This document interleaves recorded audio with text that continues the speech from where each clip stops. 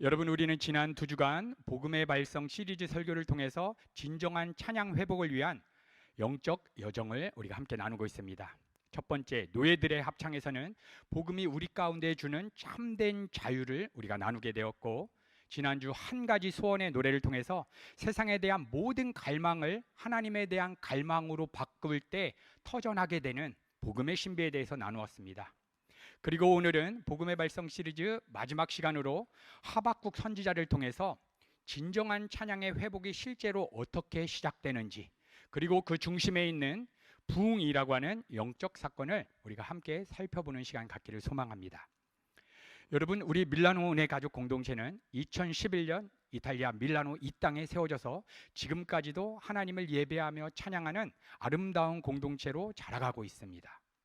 특별히 우리 밀라노 은혜가족 공동체에 독특한 사역이 있다면 음악과 퍼포먼스와 찬양을 통해서 온 열방 가운데 복음을 전하는 사역을 감당하고 있다는 것입니다. 그래서 매년 알바니아와 주변 유럽 국가에 가서 복음 콘서트를 통해서 우리가 예수 그리스도의 생명을 전하고 있고, 올해에는 체코 프라하를 방문해서 우리가 귀한 사역을 감당하였으며, 곧 있을 10월에는 우리 귀한 지체들이 미국에 가서 선교 찬양 콘서트를 우리가 개최하게 됩니다. 뿐만 아닙니다. 전문 연주자로 구성된 경배와 찬양팀과 시온 찬양대의 찬양이 이 예배당을 가득 채우고 있습니다. 그래서 밀라노 은혜교회 하면 빠질 수 없는 것은 찬양입니다. 여러분, 그런데 진정한 찬양이 무엇인지 우리가 진지하게 생각해 볼 필요가 있을 것 같습니다. 왜냐하면 우리 은혜가족 공동체와 같은 이런 전문 연주자들의 그런 찬양들은 교회 아니라 교회 밖에 멋진 합창단들의 그러한 연주만 들어도 너무나 화려하게 느껴지기 때문입니다. 화려한 기교와 아름다운 화성, 그리고 전문적인 연주 실력은 분명 하나님께서 주신 너무나 큰 축복이고 선물입니다. 그런데 그것은 찬양의 본질은 아니라는 것입니다. 본질을 담아내는 아름다운 그릇일 뿐입니다. 여러분, 한번 생각해 보십시오. 우리가 아무리 값비싼 커피 잔을 가지고 있다고 해도 그 잔 안에 담기는 커피의 내용이 정말 형편없다면, 정말 맛이 없는 커피라면 아무리 비싼 잔을 가지고 있어도 무슨 의미가 있겠습니까? 여러분, 우리 은혜가족 공동체는 커피 선교팀이 있는데 매주마다 맛있는 커피로 저희를 섬겨주고 있습니다. 커피 선교팀에서 정성껏 내려주시는 커피는 비싼 커피 잔이 아니라도 그냥 종이컵에 먹어도, 플라스틱 컵에 먹어도 그 안에 담겨있는 진한 향과 정성껏 준비해 주신 아름다운 맛이 우리의 영혼을 적셔줍니다.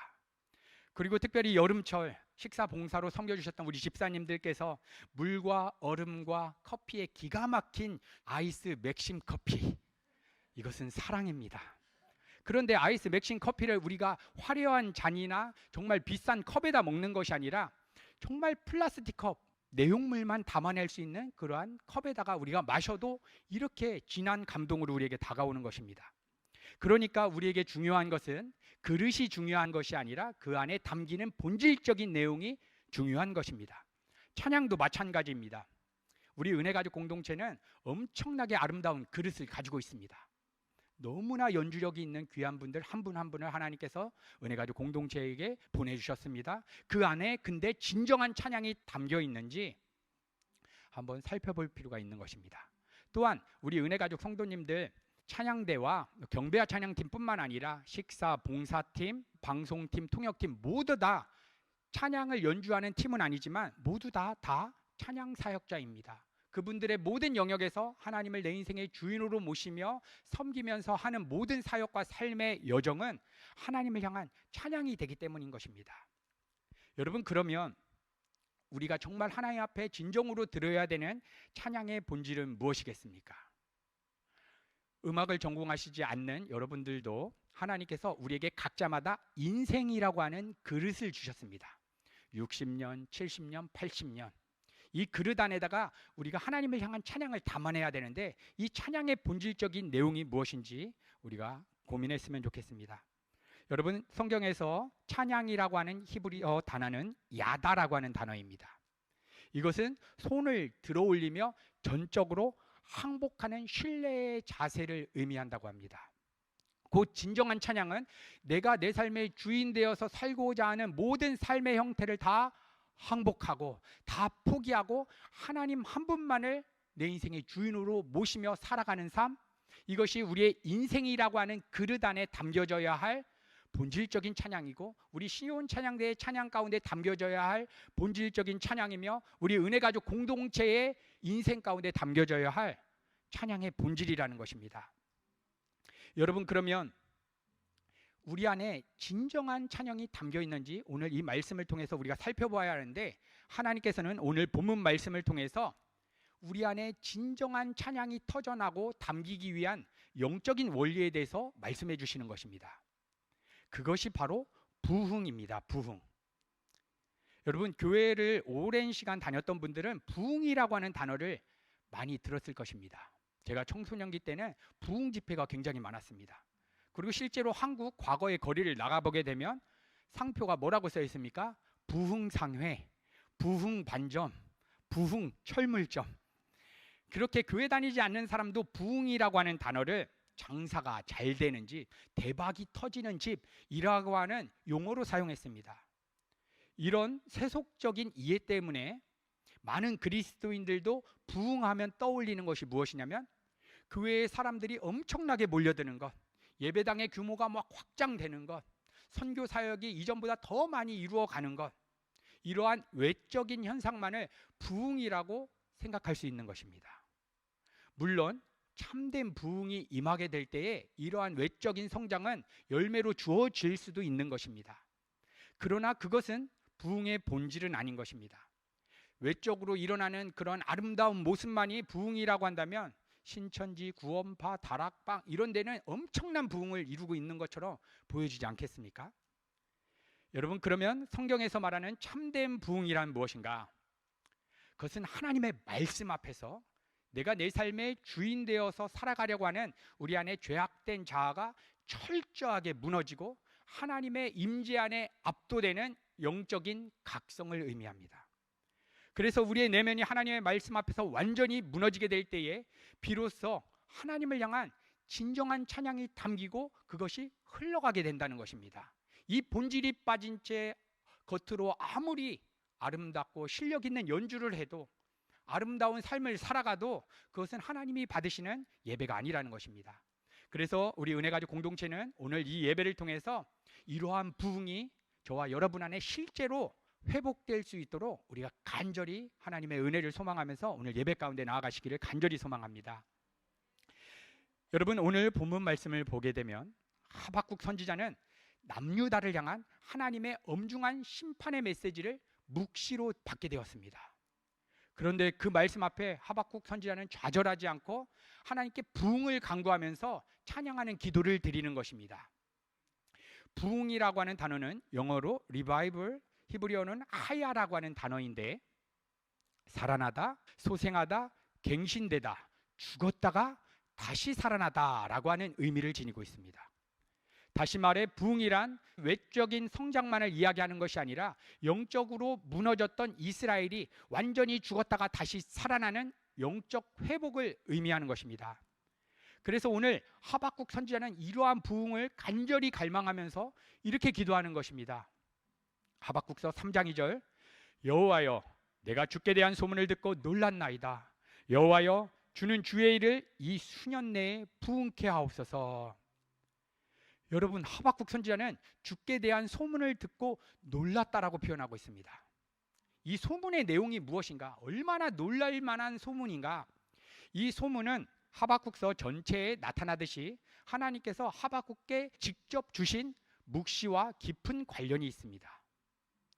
분명 하박국은 과거에 하나님께서 당신의 백성들에게 행하신 놀라운 구원의 역사를 그의 신앙의 선배들로부터 들었을 것입니다. 그런데 그에게 더욱더 강력하게 다가온 메시지가 있었는데, 그것은 하박국 선지자가 하나님께 직접 받은 그런 말씀이었습니다. 그래서 하박국서 1장 1절은 이렇게 기록되어 있습니다. 선지자 하박국의 묵시로 받은 경고라. 여기서 묵시라고 하는 단어가 등장합니다. 여러분들, 묵시하면 어떠한 이미지가 떠오르게 됩니까? 아마 많은 분들이 영화에서 보았던 세상의 종말, 재앙, 심판 이러한 무서운 장면들이 떠오를 것이고 요한계시록 13장에 나오는 짐승의 표 666과 같은 내용을 떠올리실 것입니다. 물론 성경에는 이러한 내용들이 기록되어 있습니다. 하지만 묵시는 단순히 미래에 일어날 정말 어마어마한 우리를 두렵게 할 만한 사건을 예언하는 것이 아닙니다. 묵시라고 하는 말은 헬라어 아포칼립시스에서 나왔습니다. 이 단어의 의미는 덮개를 벗겨내다, 숨겨진 것을 드러내다 라고 하는 의미를 지니고 있습니다. 그래서 묵시는 우리 인간의 제한된 지성으로는 도저히 알 수 없었던 창조주 하나님의 완전한 계획이 이 시간과 공간을 초월하는 이 영원 세계에 이미 완성되어 있는 것처럼 우리의 삶의 현장에도 펼쳐지는 것을 의미하는 것입니다. 조금 어렵게 다가오실 것 같습니다. 지금 이 예배당에 커튼이 있습니다. 이 커튼을 딱 치면 제가 보이지 않고 스크린이 보이지 않을 것입니다. 이렇게 우리의 제한된 지성으로는 이 커튼만 쳐도 안 보이는 뒷면이 있는데 이것은 하나님의 영원한 계획 속에 있었던 하나님의 계획과 작정입니다. 근데 커튼을 딱 치니까 서서히 무대가 보여지는 것, 이것이 묵시라고 하는 내용, 그것을 받아들이는 틀인 것입니다. 여러분, 하나님은 시간과 공간을 초월하시는 영존하시는 분이십니다. 하나님께는 과거, 미래 이게 없습니다. 영원성을 가지고 있기 때문에 영원한 현재만 하나님께는 존재합니다. 그러므로 하나님께서 가지신 뜻과 계획은 영원 속에서 이미 완전하게 작정되어 있고 정해져 있으며 시간의 역사 속에서는 그것이 점점 드러나는 것입니다. 여러분 한번 생각해 보십시오. 시간과 공간이 없는 영원 속에서 전능자가 어떠한 것을 계획하고 작정했다면 시간이 지나봐야 이루어지는 것입니까? 아니면 영원 속에 하나님의 계획과 작성 속에는 이미 완성되어 있는 것입니까? 이미 하나님의 계획과 작성 속에서는 완성되어 있는 것입니다. 다시 말하면 여기 계신 성도님들 한 분 한 분 인생에 대한 모든 계획과 뜻이 하나님의 작정 속에서는 이미 완성되어 있다는 것입니다. 그래서 우리는 2025년 9월 7일을 살아가고 있지만 하나님의 눈에는 우리가 태어나는 날, 우리가 죽는 날, 그리고 영원 속에서 우리가 있어야 되는 모든 것에 대해서 하나님의 작정 속에서는 이미 완성되어 있는 것입니다. 그래서 요한계시록을 보게 되면 새하늘과 새 땅에서 하나님의 백성들이 하나님을 찬양하는 장면도 아직 오지 않은 미래가 아니라 영원 속에서 확정된 승리를 우리 가운데 말씀을 통해서 보여주는 것입니다. 그래서 진정으로 거듭난 성도는 시간과 공간을 넘어선 묵시 속 하나님의 나라가 우리의 일반적인 일상의 삶과 오버랩되는, 겹쳐지는 굉장히 독특하고 신비한 삶을 살아가게 되는 것입니다. 이것이 바로 성경에서 말하는 믿음의 세계입니다. 굉장히 믿음의 세계에 믿음으로 산다, 굉장히 추상적이었지만 우리는 더 깊이 오늘 예배를 통해서 들어가야 하는 것입니다. 여러분, 이러한 믿음의 세계를 발견했던 초대교회 성도들은 그 시대 강력한 로마 제국의 극심한 박해와 핍박 속에서도 심지어 부모와 자녀가 함께 순교하는 참혹한 현실 앞에서도 끝까지 신앙을 지켰던 이유가 여기에 있었던 것입니다. 아, 내 인생이 전부가 아니구나. 이미 묵시 속에 하나님이 내 인생을 향한 계획이 다 있구나. 그들은 하나님께서 당장 로마 제국의 악행을 멈춰주시지 않는다 하여도 지금 눈앞에 펼쳐진 지금 현실이 실체가 아니라고 믿었습니다. 왜냐하면 성령 하나님께서 이 하나님의 말씀을 통해서 영원한 하나님 나라에서 찬양하고 있는 진정한 나를 믿음의 눈으로 보게 하셨기 때문입니다. 그리고 이러한 믿음의 시선으로 지금의 삶을 바라보니까 어떻게 보이는 것입니까? 로마 제국도 네로 황제도 그 어떤 하나님의 백성들을 두렵게 할 수 없었던 것입니다.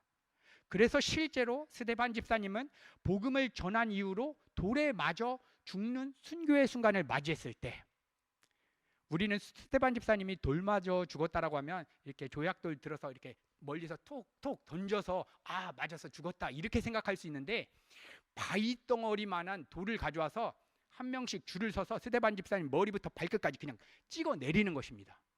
이렇게 순교하는, 정말 인간으로서 느낄 수 있는 정말 극단적인 상황에 자기를 죽이는 사람들에 대한 그 어떤 분노나 두려움을 표현하지 않습니다. 하늘의 평강 가운데 하나님의 영광을 본 것입니다. 왜냐? 이 묵시 속의 세계를 믿음의 눈으로 바라보았기 때문입니다. 이처럼 하나님은 우리 각 사람의 인생 안에 하나님의 주권과 은혜로 이끄시는 거대한 구속 드라마라고 하는 그 드라마 세트 안에 우리를 두셨습니다. 그러므로 우리가 살아가는 이 짧은 지상에서의 삶은 우리가 믿음을 통해서, 말씀을 통해서 바라보게 된다면 우리의 삶은 하나님의 영광을 드러내는 복음 오페라가 되는 것입니다. 그래서 하나님께서 우리를 창조하신 이유가 무엇이냐? 하나님의 찬송이 되기 위해서, 하나님을 찬양하기 위해서 우리를 창조하신 것입니다. 그래서 초대교회 성도들은 이 복음 오페라에서 하나님의 주권 아래 어떤 분들은 핍박을 받는 역할, 순교를 받는 역할도 감당했습니다. 그리고 우리 또한 각자의 삶의 자리에서 어떤 분들은 사업가의 역할, 직장인의 역할, 유학생의 역할, 재정의 어려움을 겪는 역할, 건강의 어려움을 겪는 역할을 복음 오페라의 배역으로 받은 것입니다. 왜냐? 하나님의 영광을 드러내기 위해서. 그런데 지금 내 삶에 주어진 나의 현실이 하나님의 영광을 드러내는 배역이라고 여기지 않고 이게 실체라고 여긴다면, 믿음의 세계를 보지 않고 내 삶이 실체라고 여긴다면 어떻게 되냐면 내 삶에 대해서 걱정, 근심, 염려, 내 삶을 바꾸고 싶은 것입니다. 어려워진 환경이 오면 이걸 바꿔서 평안을 찾고 싶고, 나의 삶의 역할을 변화시켜서 기쁨을 찾으려고 하는 것입니다. 여러분, 이러한 삶을 살아가게 되면 평생 고단하고 힘겨운 삶을 살 수밖에 없는 것입니다. 왜냐하면 우리의 인생은 그렇게 넉넉하지 않기 때문입니다. 중학교 때 고등학교 가려고 그렇게 고생했습니다. 고등학교 갔더니 대학교 가야 됩니다. 대학교 갔더니 이제 취직해야 됩니다. 취직해서 더 높은 자리에 올라가야 됩니다. 평생 동안 우리의 인생 가운데는 여러 가지 어려운 요소가 주어지기 때문에 이것을 바꾸는 것에서 삶의 의미를 찾으려고 하면 예수를 믿어도 고통스러운 것입니다. 물론 여기 계신 성도님들의 각자의 역할이 사회적인 불의 때문에 억울하고 불공평하게 주어진 분도 계실 것입니다. 그래서 우리는 분명 더 정의롭고 아름다운 사회를 만들기 위해서 힘써야 하는 것입니다. 그런데 우리 하나님의 백성들에게 더욱더 중요한 것은 지금 나에게 맡겨진 이 오페라의 역할 속에서 어떻게 하나님의 영광을 드러낼지를 고민하면서 살아가야 한다는 것입니다. 그 대표적인 인물이 요셉이었습니다. 요셉의 형들은 요셉을 노예로 팔아버렸습니다. 그래서 노예로 팔린 역할을 요셉이 감당했습니다.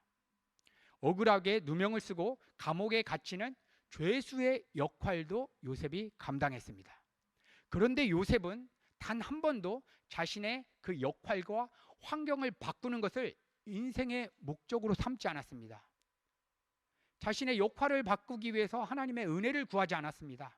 오직 주어진 자리에서 하나님과 동행하면서 내가 이 배역을 어떻게 성실하게 잘 해낼 것인가, 이것만 생각했던 것입니다. 그리고 요셉은 이러한 믿음의 세계로 삶을 살아가고 있었기 때문에 노예로 팔렸건 죄수로 들어갔건 그 어떤 환경도 요셉을 좌절케 하거나 두렵게 할 수 없었던 것입니다. 여러분, 그렇다면 하박국 선지자가 묵시를 통해서 하나님께 들었던 메시지가 무엇입니까? 하나님께서 남유다 백성 너희들의 죄악생을 더 이상 간과하지 않을 것이다. 바벨론을 일으켜서 너희들 완전히 심판할 것이다 라고 한 메시지였습니다. 그리고 그 악한 바벨론조차도 이제 결국 멸망하게 될 것이다 라고 하는 메시지였습니다. 그런데 이렇게 하나님께서 다 쓸어버리겠다, 심판하겠다 라고 하는 메시지에서만 끝난 것이 아니라 믿음으로 살아나는 어떠한 사람들이 있다라고 말씀해 주시는 것입니다. 그것이 바로 하박국서 2장 4절입니다. 오직 의인은 그의 믿음으로 말미암아 살리라. 하나님의 엄중한 심판으로 인해서 다 죽어야 되는데 살아나는 자가 있는데 어떠한 자가 살아나느냐? 오직 믿음으로 살아가는 사람. 여러분, 이 메시지가 얼마나 강력했는지 수백 년 후에 사도 바울의 심령을 뒤집어 엎었습니다. 그래서 사도 바울은 이 하박국서의 말씀을 인용해서 로마서 1장 17절에 이러한 메시지를 선포한 것입니다. 복음에는 하나님의 의가 나타나서 믿음으로 믿음에 이르게 하나니 기록된 바 오직 의인은 믿음으로 말미암아 살리라 함과 같으니라. 여러분, 바울은 이 말씀을 통해서 구원은 결코 우리의 행위나 자격에 있지 않고 오직 하나님의 은혜로 주어지는 믿음에 있다라고 하는 본질을 깨닫게 되었습니다.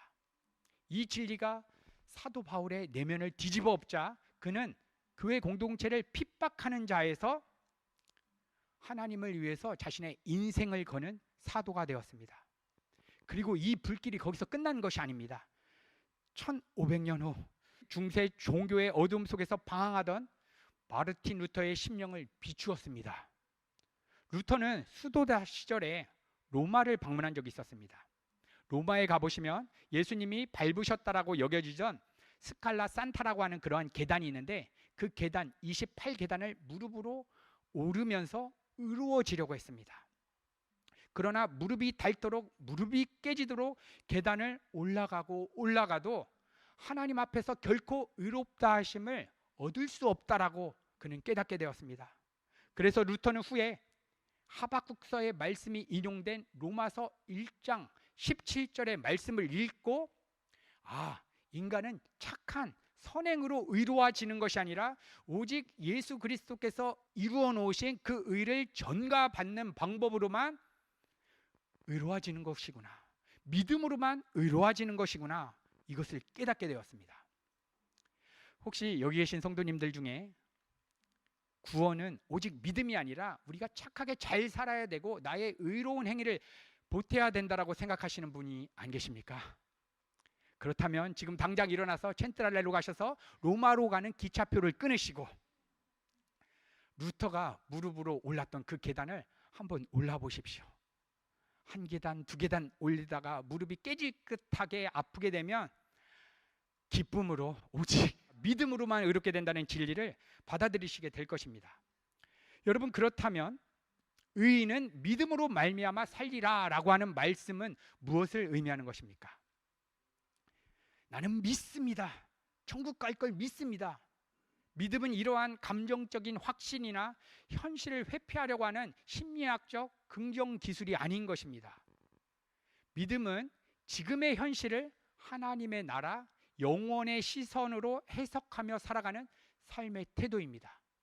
이미 설명한 것처럼 내 삶의 의미는 이게 실체가 아니라 하나님의 영광을 드러내는 복음 오페라에 나는 이러한 역할을 감당하고 있다라고 보는 것, 그러한 관점으로 재정 문제를 바라보고 입시 문제를 바라보는 것, 이것이 믿음으로 살아간다는 의미인 것입니다. 여러분, 이러한 믿음의 삶을 살아갈 때 하박국은 그동안 자신의 민족이 심판받는 것에 대한 절망과 탄식 가운데에서 걱정, 근심 가운데 있었는데 이 믿음의 시선으로 삶을 딱 바라보니까 그의 기도가 기가 막히게 변화가 된 것입니다. 오늘 본문 말씀 하박국서 3장 1절 우리 한 목소리로 같이 봉독하겠습니다. 시작. 시기 온옷에 맞춘 바 하박국 선지자의 기도라. 여러분, 오늘 본문 첫 절에 아주 독특한 음악 용어가 등장합니다. 시기온옷. 이것은 성경 속에서 악보 지시어가 나오는 장면입니다. 학자들에 따르면 시기온옷은 단순히 빠르게 아니면 느리게 이 정도의 기호가 아니라 감정의 폭발과 격렬한 리듬을 담은 곡조를 의미한다라고 이야기합니다. 음악으로 표현하자면 단순한 선율이 아니라 심장 박동을 막 끌어내는 빠른 템포, 다이나믹한 변화가 극대화된 악상입니다. 오케스트라로 치면 마지막 악장의 포르티시모, 절정이고 대중가요로 친다면 슬픈 발라드가 갑자기 폭발적인 댄스곡의 후렴구처럼 전환되는 장면과 같습니다. 이렇게 하박국이 굉장히 자신의 삶에 대해서 침울하고 우울함 가운데 있는데 묵시의 세계, 믿음으로 살아간다라고 하는 이 메시지가 그의 심령을 치고 들어오니까 폭발적인 찬양으로 그의 내면이 변화가 된 것입니다. 여러분, 하박국서를 읽어보시면 하박국서는 기도로 시작해서 기도로 끝나는 찬양입니다. 그의 절망적인 현실, 우리로 따지면 재정 문제, 입시 문제, 사업 문제 하나도 안 바뀌었습니다. 근데 하나님이 메시지 주시는 것입니다. 너의 인생 가운데 그거 안 바뀔 거야. 이러한 메시지를 주셨습니다. 근데 믿음으로 살아난다라고 하는 이 복음의 메시지가 하박국의 내면을 치게 되니까 상황은 안 바뀌었는데 그의 내면이 뒤집어진 것입니다. 왜냐? 참된 부흥이 그의 내면 가운데 임했기 때문입니다. 이 부흥의 불씨는 그를 환경을 원망하는 자, 환경을 변화시키는 것을 갈망하던 자에서 하나님을 찬양하는 자로 완전히 변화시켜낸 것입니다. 여러분, 이러한 참된 부흥이 오늘 예배 가운데 저와 여러분 가운데 임하기를 간절히 소망합니다. 그리고 이어서 하박국 선지자는 이렇게 간절히 기도합니다. 하박국서 3장 2절 우리 한 목소리로 같이 봉독하겠습니다. 시작.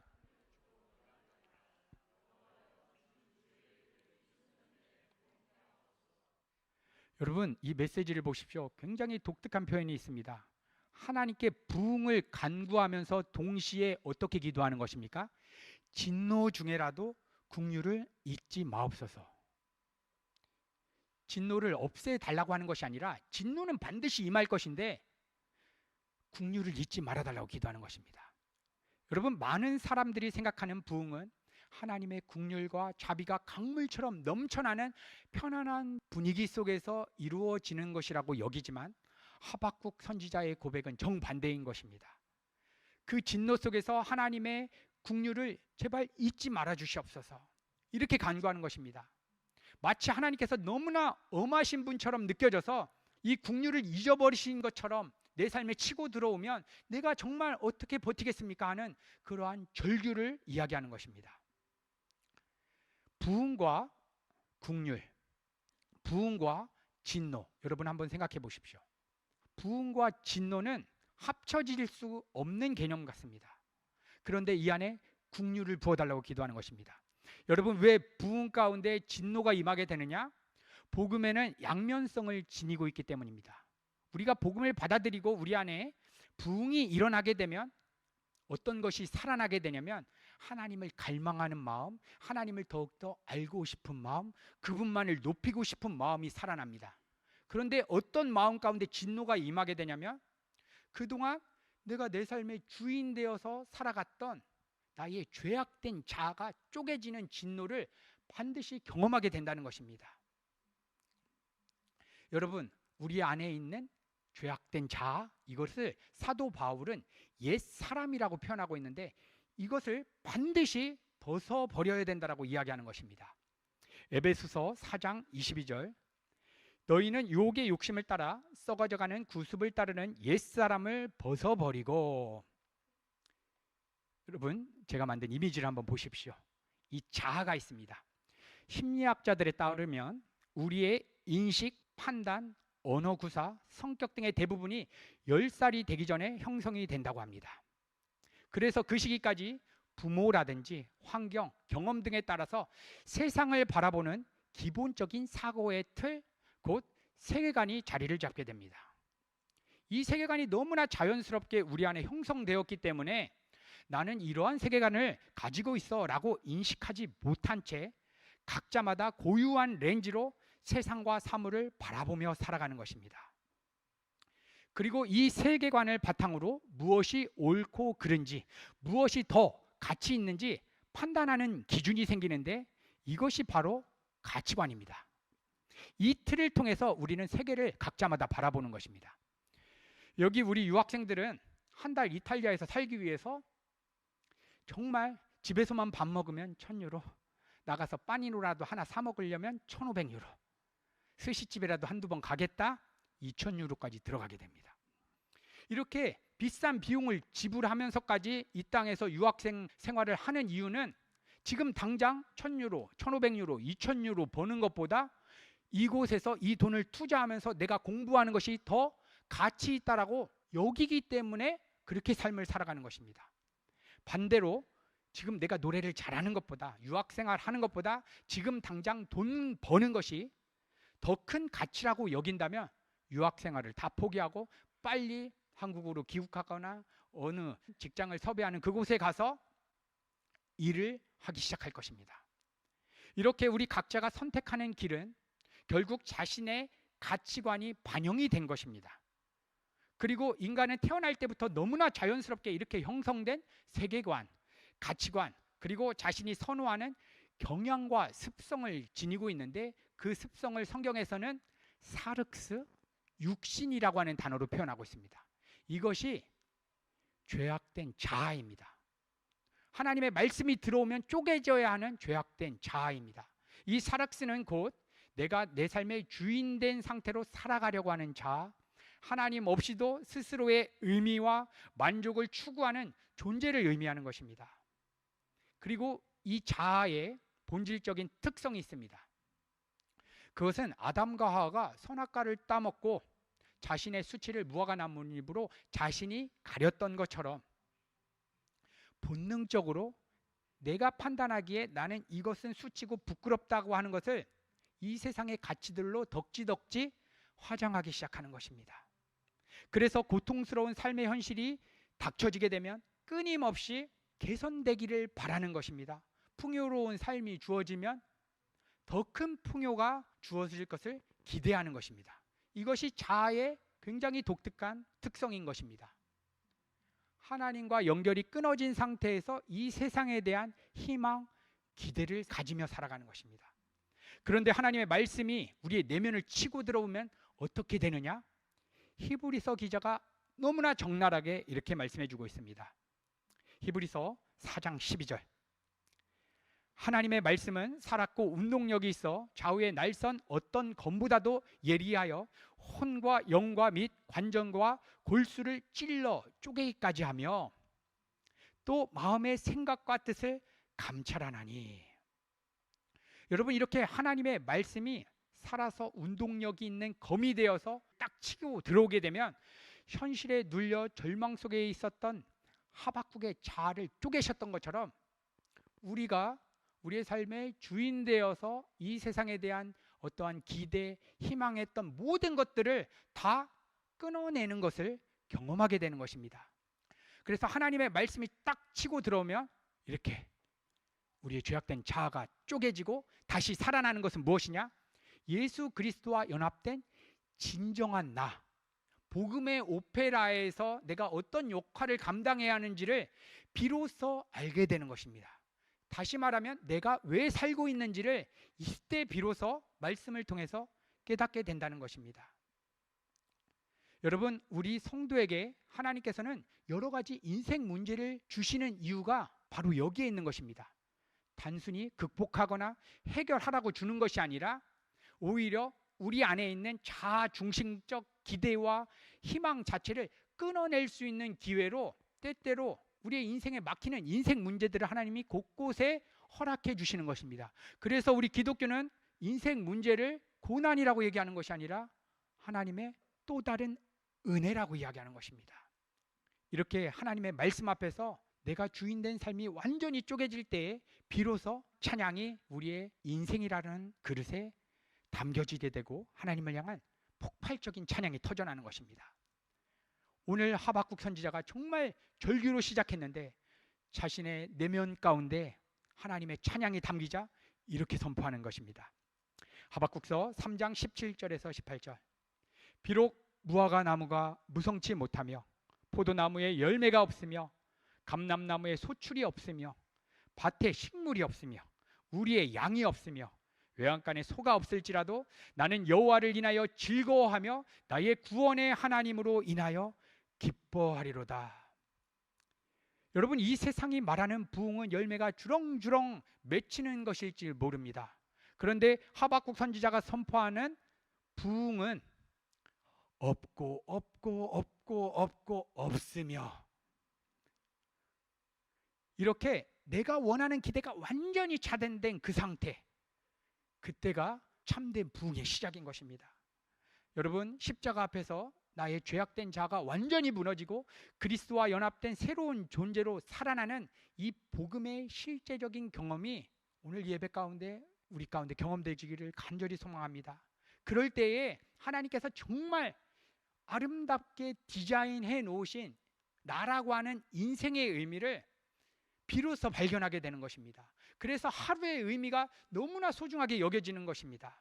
그래서 우리의 인생이 단초처럼 어둡게 흘러가도 하나님 한 분으로 기뻐하는 그러한 찬양을 드리는 장조로 전환되는 은혜의 클라이막스로 터져나게 되는 것입니다.